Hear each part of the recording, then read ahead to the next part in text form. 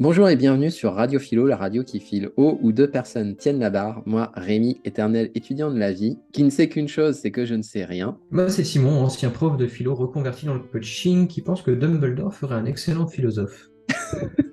Merci Simon. Et aujourd'hui, on vous propose de parler de créativité. Et la première question que je voudrais te poser, Simon, c'est qu'est-ce que la créativité? Mais c'est une excellente question, Rémi. La créativité, comment on pourrait définir ça? Par le fait d'être créatif. Ok. Quand on dit ça, on n'a pas dit grand-chose. Qu'est-ce que c'est qu'être créatif? Ce serait avoir la capacité de créer. Ok, on n'a encore pas dit grand-chose. Mais l'idée, c'est vraiment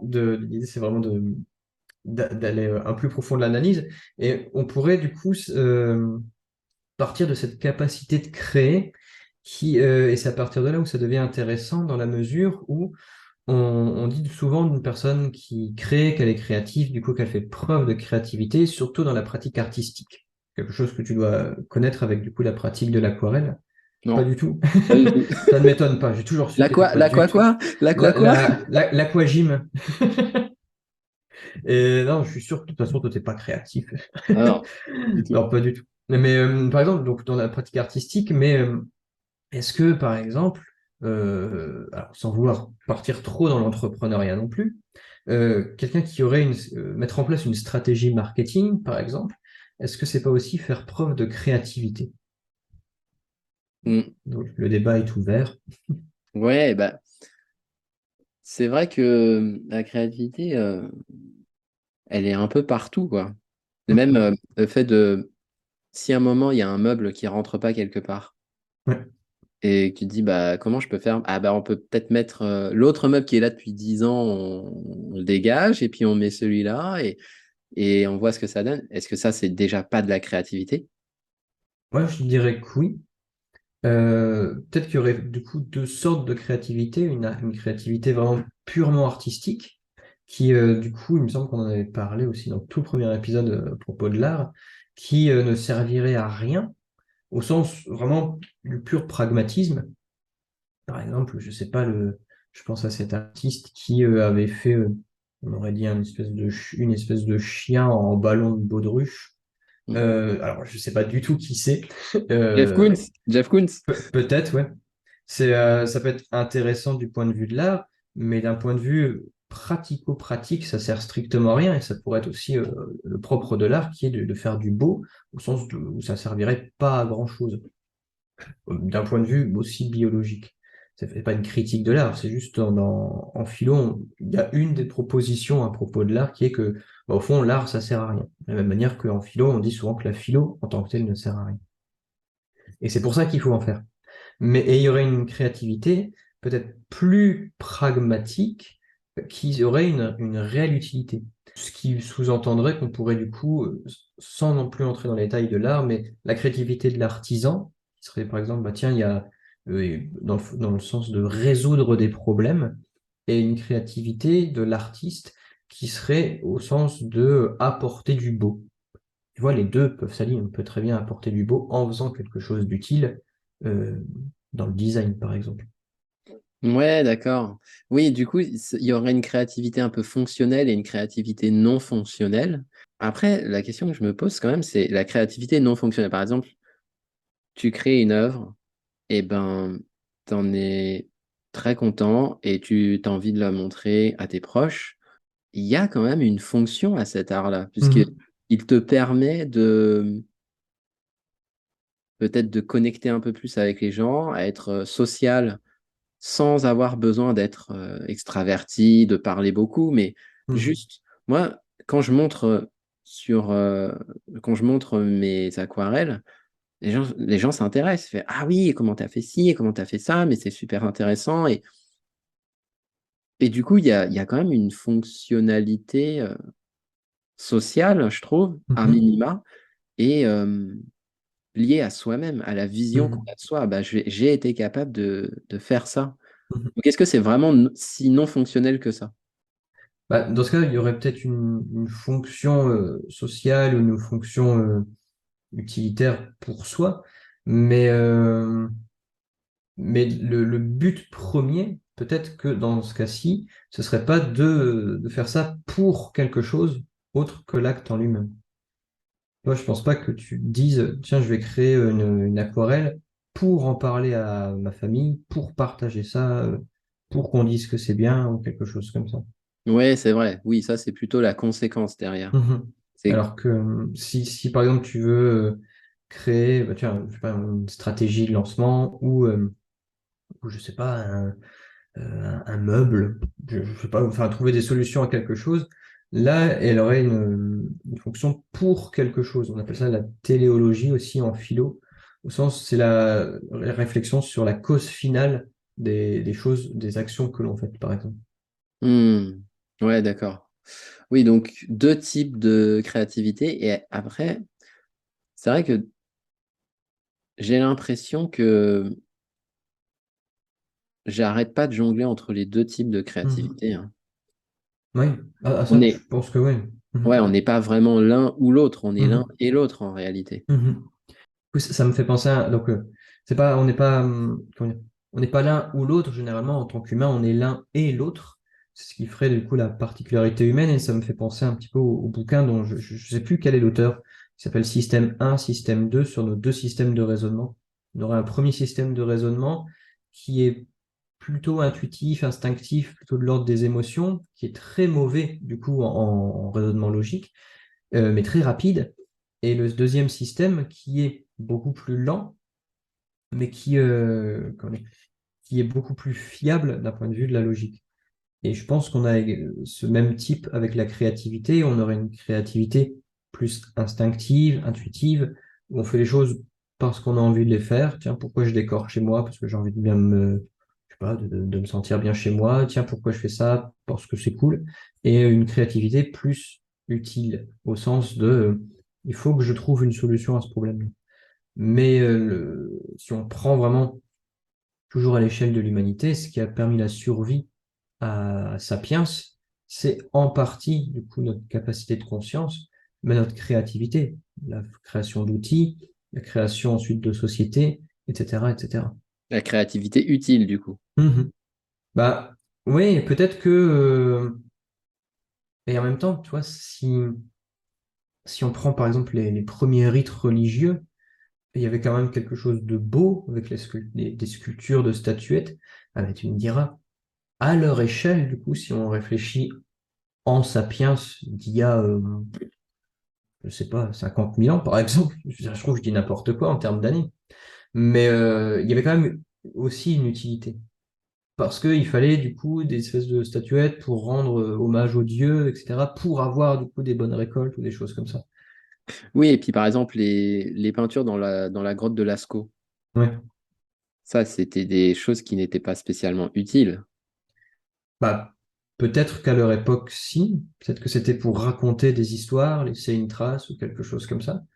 Mais tu me diras, avec l'art actuel aussi. Aussi, ouais. Mm. Mais est-ce que ça a du sens de séparer les deux types de créativité à ce moment-là?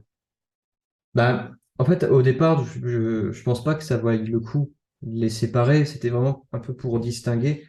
Quand on dit qu'une personne est créative, généralement, on pense à la créativité au sens artistique et pas à l'autre créativité. Alors que quelqu'un peut être une sombre matière fécale en termes de créativité artistique et pourtant être créatif. Ouais. De la même manière que j'ai beaucoup d'admiration pour les développeurs Ouais. informatiques Mhm. parce que je trouve que ils ont une créativité qui est débordante. Mhm. Et pourtant, vu de l'extérieur, on n'a pas l'impression qu'un développeur informatique soit spécialement créatif. Non, c'est sûr. Je pense aussi à tous les ingénieurs qui font de l'UX, de l'UX design, pour comment bien penser un objet pour que l'utilisation soit vraiment de qualité. Je trouve qu'il faut de la créativité, peut-être aussi une bonne dose d'empathie. Peut-être qu'il faut de l'empathie pour être créatif aussi.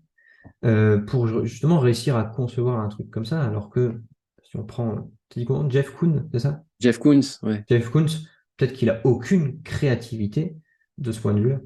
Ouais, ouais. Mais alors, ça veut dire qu'on est tous créatifs, plus ou moins. Mais à ce moment-là, à quoi ça ressemblerait une vie sans créativité? Du coup, moi, je pense qu'en tant qu'humain, on est créatif. C'est peut-être même une des choses qui fait la spécificité humaine. Peut-être que par la suite, on verra des singes, des dauphins, artistes ou des choses comme ça. Peut-être que c'est même déjà le cas et juste que je ne le sais pas. Mais attends, c'était quoi du coup? Ah, un monde sans créativité? Ouais, en fait, une vie sans... vu qu'on est tous créatifs, c'est quoi une journée, alors sans parler d'une vie, mais une journée ou une heure sans créativité? Ça ressemble à quoi? Qu'est-ce qu'on se dit à ce moment-là? Je pense qu'on doit se faire chier.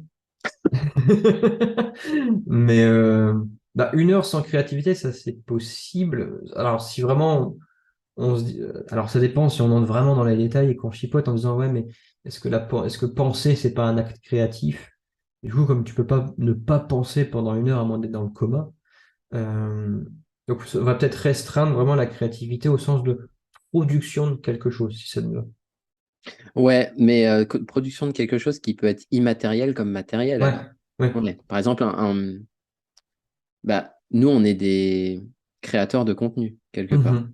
Ouais. Nous, on crée, notre fonds de commerce, entre guillemets, ce sont les idées. On se base Mhm. sur nos idées, nos Ouais. concepts, pour nous faire connaître, mais aussi Mhm. pour faire progresser les autres. Mhm. Faire en sorte qu'ils puissent, bah, toi, dans ton cas, euh, vivre une vie épanouie en Mhm. ayant, par une reconversion professionnelle. Et moi, c'est vivre une vie épanouie grâce à l'aquarelle. Mhm. Donc, si on part du principe que ça peut être une création immatérielle comme matérielle, ça ressemble à quoi une heure sans créativité? Ouais, je dirais quand même de l'ennui. Enfin, si je prends le cas de mes clients, beaucoup du coup se plaignent et veulent changer de boulot parce qu'il n'y a aucune part de créativité. Et du coup, ils passent par moment littéralement une heure derrière un tableur Excel à regarder des chiffres, des pourcentages, des KPI, mais dans le but juste de faire ça, quoi, sans, avec une absence de sens total. Hmm. Ah ouais, parce que quelque part, j'ai tendance à me dire que la créativité, c'est pas quelque chose d'absolu, c'est quelque chose qui est subjectif. Parce que tu Mhm. prends un job qui est, qui semble sans aucune créativité, analyser par exemple des chiffres sur un tableur Excel, Mhm. soit tu le vois sous la forme de bah, j'analyse des chiffres et ça me fait chier, soit tu le vois sous la forme de ce chiffre-là, à quoi il est relié concrètement en termes de production de l'entreprise, euh, comment je peux faire pour qu'il augmente, quels sont les leviers qui permettent Mhm. d'agir dessus. Et là, en fait, tu vas faire plus preuve de créativité. Ouais. Ah ouais, ouais. Là, clairement, ouais, parce que du coup, ce serait une personne qui est dans son élément, qui permet, du coup, qui favorise sa créativité. Donc ça veut dire que une heure sans créativité, c'est pas l'heure qui est pas créative, c'est Ouais. toi qui n'es pas Mhm. créatif. Qui est pas créatif durant cette heure parce que t'as pas l'environnement qui te permet, du coup, d'être créatif. Ouais, je pense que L'environnement ou l'état d'esprit. bah, ça dépend, tu vois, si je te mets une... Parce que si je te place, par exemple, une heure face à... euh, je sais pas, voilà. Tu dois vérifier les fautes d'orthographe d'une notice d'un médicament. Ouais. Toi, t'as beau être très créatif, alors peut-être que ton état d'esprit va faire de comment est-ce que je peux faire pour checker ça, etc. Ou alors tu vas passer une heure à relire et du coup t'ennuyer. Hmm. Ouais, donc ça veut dire que la créativité, en fait, c'est un peu la recherche de solutions. Si tu n'es pas dans l'état d'esprit de chercher une solution, tu n'es pas créatif. Si tu es dans l'état d'esprit de comment je peux faire pour, et à ce moment-là, tu es Mhm. créatif. Ouais. Et je pense que c'est valable pour tout. Tu as une attitude victimaire qui va te dire ah pourquoi je sais pas pourquoi il pleut alors que je voulais pique-niquer. Et tout de suite tu peux switcher en disant bah, comment est-ce que je peux faire déjà si je peux faire quelque chose pour tourner cette situation à mon avantage. Et si du coup on part du fait que la créativité c'est la résolution de problèmes, c'est pour ça que toute la vie humaine consiste du coup à résoudre des problèmes. Que ce soit de je souffre suite à une rupture amoureuse, comment je vais pouvoir m'en remettre? Ah, tiens, il me reste plus que du pain, du beurre et je sais pas moi, quelques légumes, qu'est-ce que je peux me faire à manger? Hmm. Pas au sens de famine, hein, au sens de il me reste plus que ça dans le frigo et voilà, je dois faire avec. Ouais, ouais, bien sûr. Ouais. Donc, ok. En fait, ça vient vraiment de nous. Mhm, Il n'appartient qu'à nous d'être créatifs ou de ne pas l'être. Et quand tu parlais d'ennui tout à l'heure, euh, je me demande si un autre terme ne serait pas aussi approprié, qui est celui du pilotage automatique de ta vie. Par mhm, exemple, tu es dans le métro, tu... Bon, bah voilà, tu vas au boulot, mais tu penses pas à grand-chose. Peut-être que là, t'es pas créatif. mhm. Et tout Oui. à l'heure, quand tu me disais, bah, check les fautes d'orthographe des médicaments, en fait, je me suis dit, ah ouais, je vais prendre la photo, je vais scanner le texte, je vais le mettre sur un document sur Internet avec un logiciel de vérificateur d'orthographe. Ouais. Et, et rien que en pensant à ça, ça m'a donné envie de tester le truc. Bah pourquoi pas?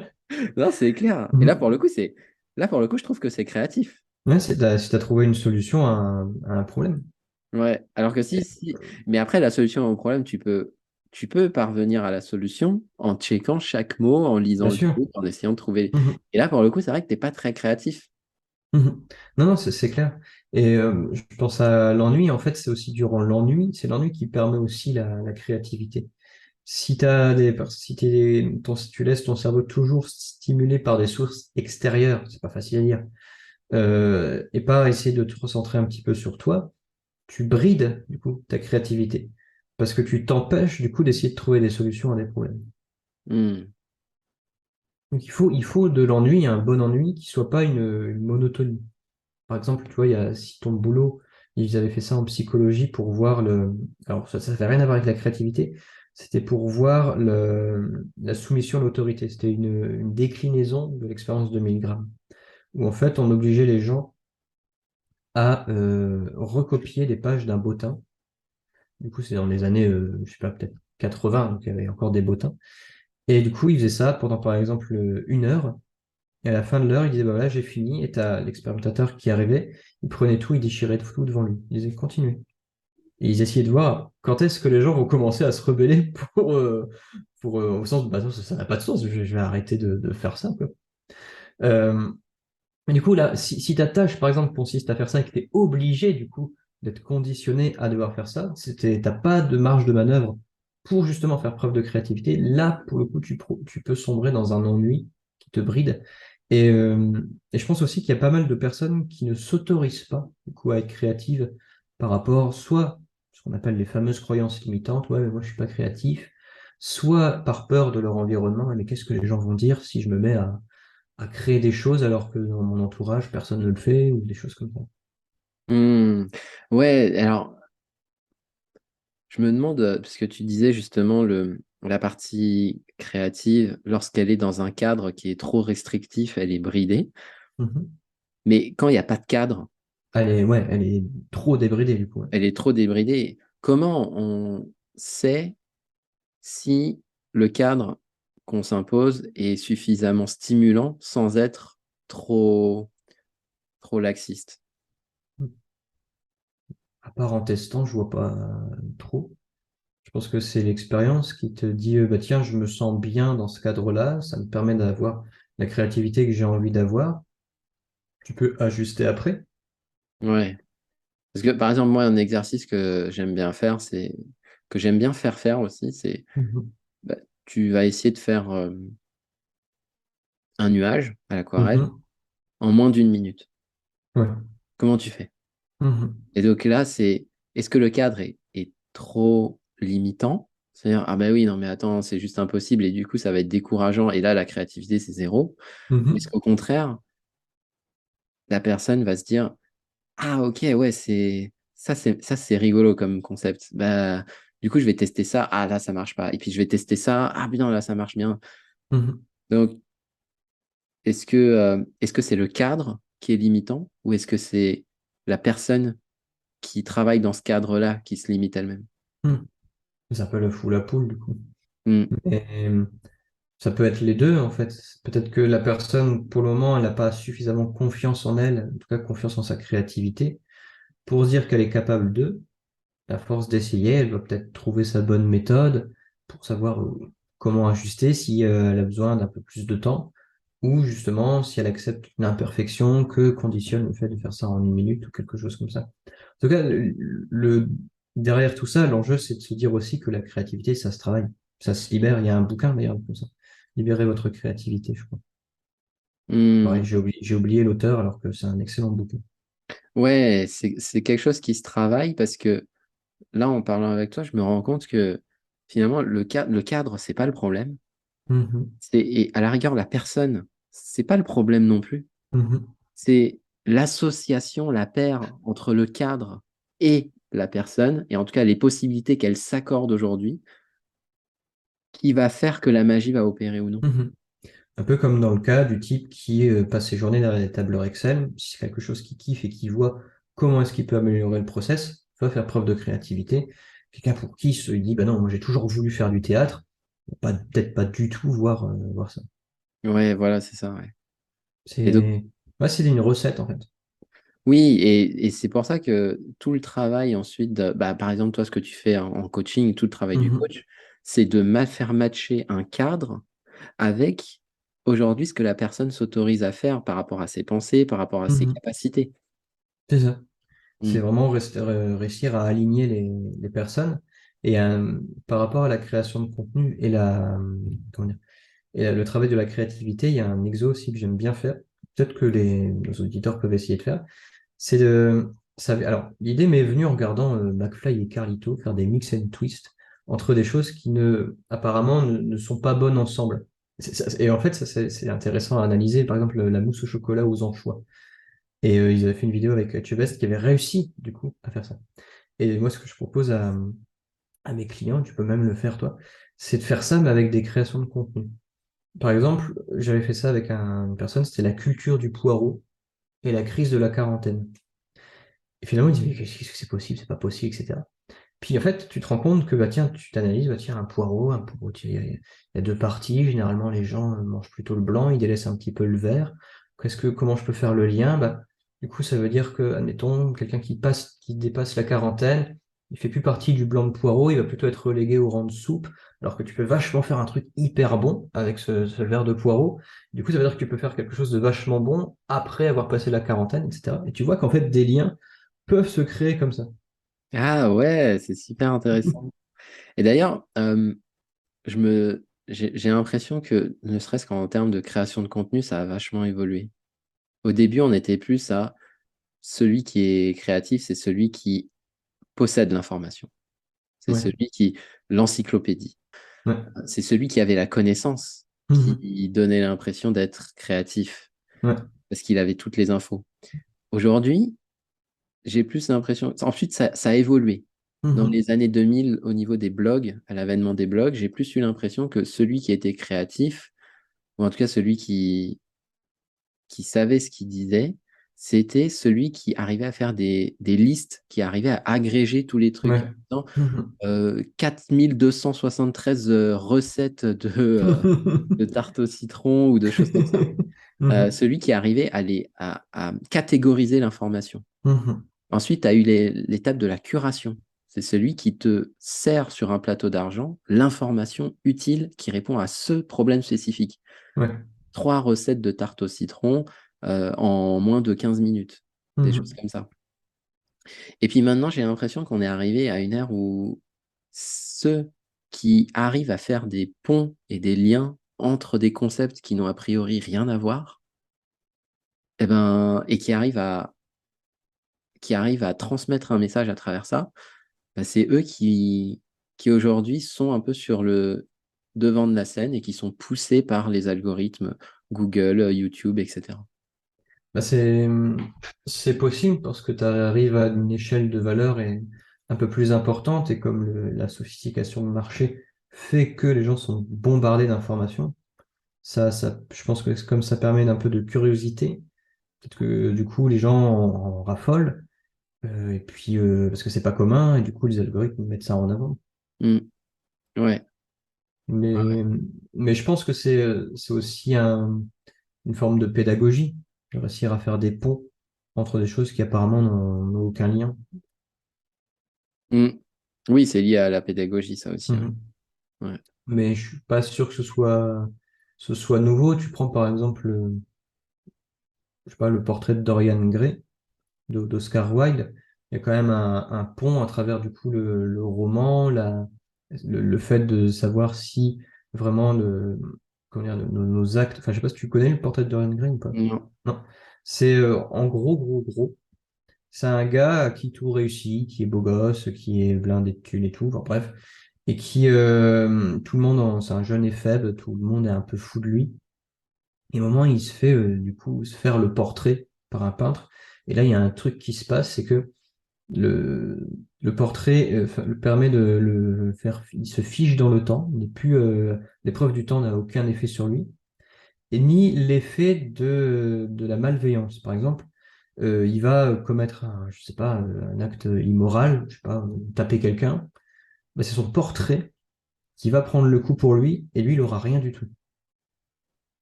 Et du coup, de fil en aiguille, tu te rends compte qu'il s'autorise de plus en plus à malmener les gens, à les manipuler, à les arnaquer, à être débauché, à trop picoler ou quoi que ce soit. Et lui, il a rien du tout.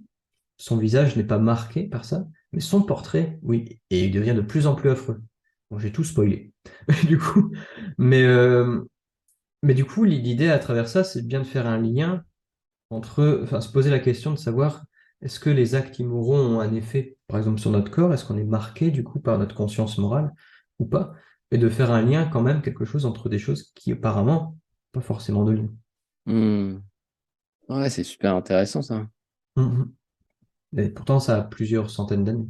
Je pense qu'on peut remonter encore de plus en plus de temps avec la, tout ce qui est mythologie, etc. Mm. C'est d'expliquer ce qui nous paraît inexplicable. Et c'est vrai que du coup, on revient peut-être un petit peu à ça. Pour les gens qui nous écoutent, là, comment on peut faire pour être plus créatif, selon toi?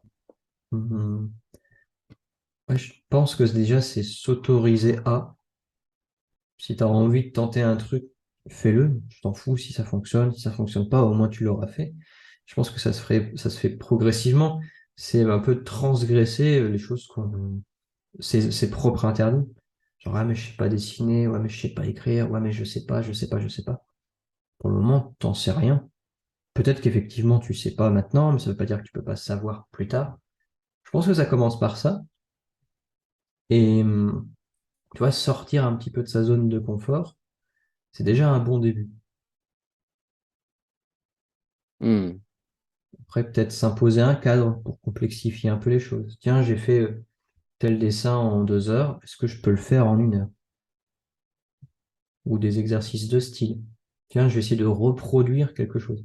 Un truc que j'aime bien pour chez moi qui me permet de travailler ma créativité, c'est de, par exemple prendre une chanson très connue, la décomposer, en faire une reprise, mais qui n'a rien à voir. Et pourtant, c'est quand même cette chanson. Moi, je sais pas comment tu travailles toi ta créativité. Déjà, est-ce que tu la travailles? Euh, ouais, ne serait-ce que qu'à travers ma chaîne YouTube, créer des vidéos, je trouve que ça c'est sympa. Ou même trouver des concepts pour que les gens puissent vraiment progresser, leur faire voir Mhm, l'aquarelle autrement, sous un angle A, s'ils ne le voient pas, comment ça peut leur servir, bah, je leur présente l'aquarelle sous un angle B, mhm, un angle C, un angle D, et jusqu'à ce qu'à un moment, je dise, ah oui, d'accord, ok, j'avais pas vu le truc comme ça. mhm, Donc la créativité, je pense qu'elle part du fait de comment je résous un problème. mhm, Et l'intention, c'est ça qui fait que j'ai l'impression d'être créatif. Parce que l'intention, c'est comment je fais pour que les gens progressent. Et comment je mhm, sais qu'ils ont progressé. mhm, En fait, c'est ça aussi le truc, c'est que si tu crées pour créer en disant bah, je vais faire une session créative et qu'à la fin, tu as fait quelque chose, mais tu sais pas en fait si tu as, tu sais, t'as ce sentiment-là de ouais, j'ai fait quelque chose, mais je l'ai pas vraiment. j'ai pas vraiment eu l'impression d'avoir créé quelque chose. Mhm. Euh, bah, derrière, je pense que ouais, l'intention est vraiment importante. Comment je fais pour qu'ils, en tout cas pour mes élèves, comment je fais pour qu'ils réussissent? Comment je fais pour qu'ils progressent? Comment je fais pour qu'ils aient des résultats concrets? Et comment je le mesure aussi? Mhm. Donc, après, on peut dire, bah oui, mais la créativité, c'est quelque chose qui, elle ne doit pas être liée à un objectif précis, mais je pense qu'elle est liée à une intention quand même. Et cette intention-là, comment tu peux t'assurer que tu y as bien répondu? C'est quand même en ayant un peu en amont une idée de ce à quoi tu souhaiterais arriver. Mhm. Même si tu peux te dire, bah oui, je vais me laisser un peu porter par le truc, effectivement, mais c'est comme l'histoire du cadre, on se définit un cadre et dans ce cadre-là, on s'autorise, c'est ce que disait, on s'autorise à explorer d'autres pistes. Et là, Mhm. peut-être que ça va nous ouvrir les portes d'un monde qu'on ne connaissait pas. Mhm. Moi, par exemple, j'ai discuté avec une personne qui me disait, bah moi, à l'aquarelle, j'aimerais bien essayer la faune, la flore. C'est pas des sujets que j'aborde du tout. Mais quand elle m'a dit ça, je me suis dit, ah ouais, les fleurs à l'aquarelle, pourquoi pas? Et là, bam, bam, bam, bam, bam, j'ai eu plein d'idées, plein d'idées, Mhm. plein d'idées qui sont sorties. Donc je pense déjà, c'est partir d'une intention de base de résoudre un problème. Mhm.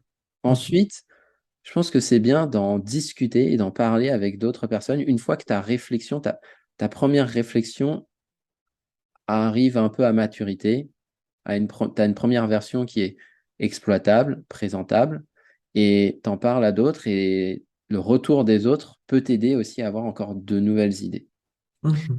Et, euh, et puis le dernier point, je dirais que c'est aussi aller, en fait, voir ça comme un jeu. Moi, Mhm. les fois où j'ai été ultra créatif, ultra productif, euh, c'est lorsque j'ai vu la chose comme un jeu. Là, par exemple, Ouais. j'ai lancé un produit vraiment d'entrée avec un prix vraiment assez bas pour la formation, pour ce qu'elle apporte.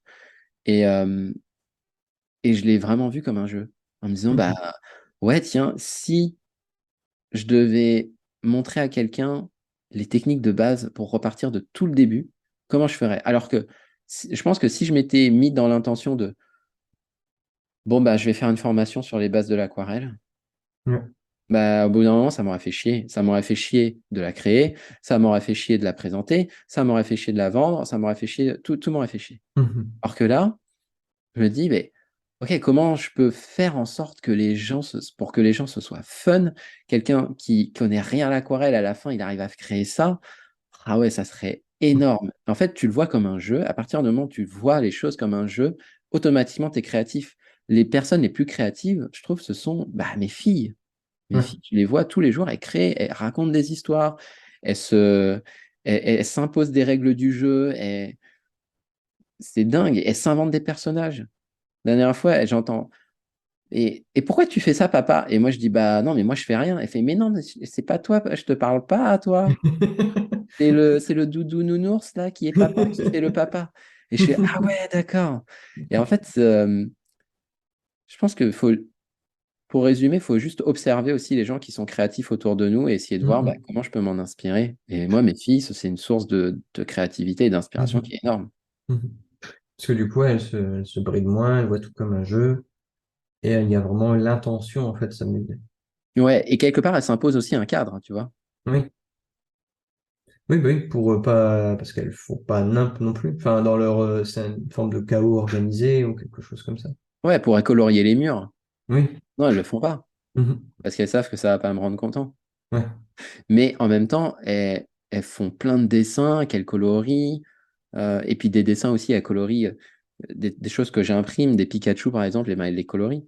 Est-ce qu'on peut considérer que c'est juste du coloriage ou de la créativité? Bah non, c'est toi qui choisis les couleurs, c'est toi Mhm. qui fais tout ça. À partir du moment où tu prends du plaisir et que c'est un jeu pour toi, pour moi, c'est un des meilleurs moyens, de manière inconsciente, de développer ta créativité. Mhm. Ouais.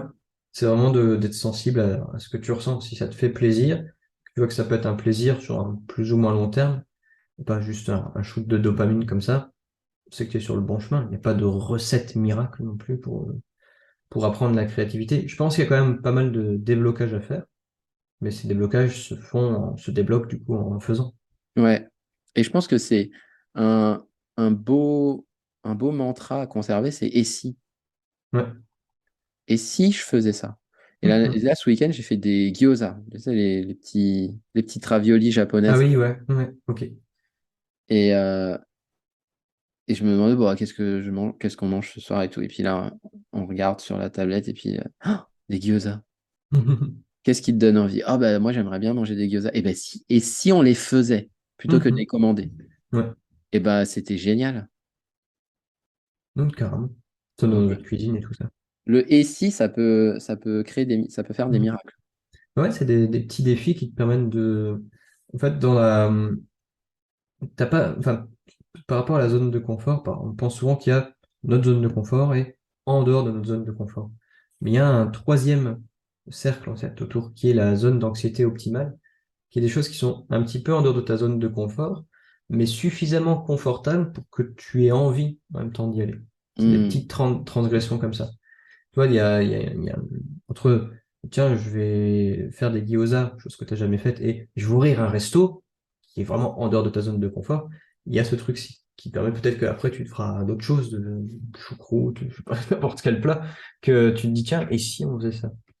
Et du coup, pour oser, ou s'autoriser à accomplir ce et si, bah, pour le coup, il faut se débloquer et s'autoriser à transgresser ses propres limites. Hmm. Ouais. Ok, bah écoute, je pense qu'on peut terminer sur ces petites astuces-là, hein. Mhm. Je pense que ouais, c'est une bonne fin. Merci pour nous avoir écoutés jusqu'au bout. J'espère que cet épisode vous a plu. Si vous voulez en savoir un peu plus sur Simon ou sur moi, vous pouvez tout trouver en description de cette vidéo. Et n'oubliez pas que cette émission est également présente sur toutes les plateformes de podcast. Merci à vous et à bientôt. Salut!